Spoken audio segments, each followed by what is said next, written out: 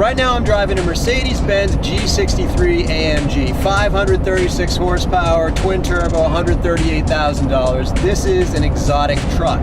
This whole exotic truck thing really started back in the 80s with a company that you might not associate with 4x4s. Lamborghini, the LM002, the Rambo Lambo. They didn't build many of them, they didn't sell many of them because they were ahead of their time, frankly, with this idea that people wanted an exotic 4x4. However, there are still a few on the road, and I'm about to go drive one.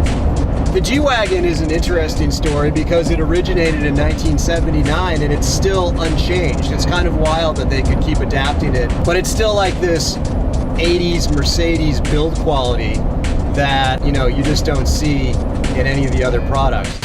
So before Mercedes had the idea to put a ton of horsepower in an SUV, Lamborghini had that idea back in the 80s. This is a 1990 LM002, one of only 44 that made their way to the US, and it's still pretty badass. It has the Countach motor, 420 horsepower, ZF 5-speed manual, kind of unusual for a truck, and it would do 135 miles an hour. This is the original exotic SUV.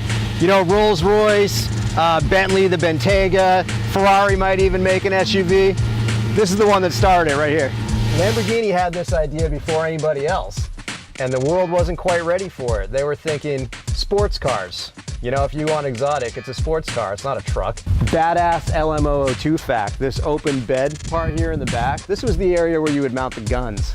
So the guy who rides back there, that's where the turret goes. OZ wheels. I'm sure these are probably not easy to get your hands on these days. I think this is about to immediately go on the list of coolest things I've ever driven.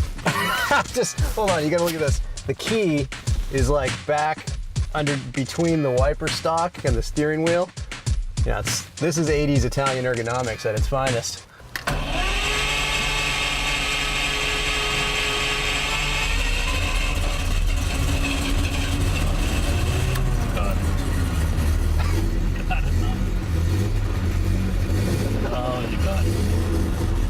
Yeah, that is quite a view over the hood. We are currently driving in the baddest SUV on the road anywhere. Apologies to the G63. No SUV sounds like that.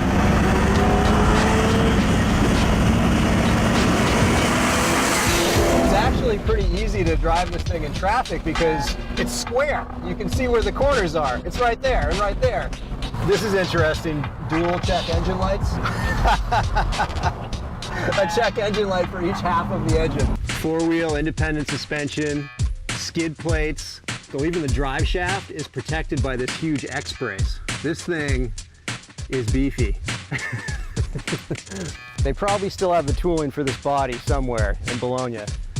Take that, take the Ventador V12, get a transfer case, four-wheel drive, boom, you're building another SUV. They sell like hotcakes. You can call it the LM003. For Yahoo Autos, I'm Ezra Dyer.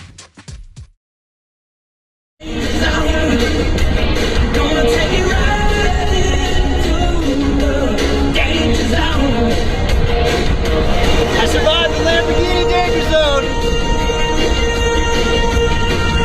Now I'm in the G-Wagon danger zone.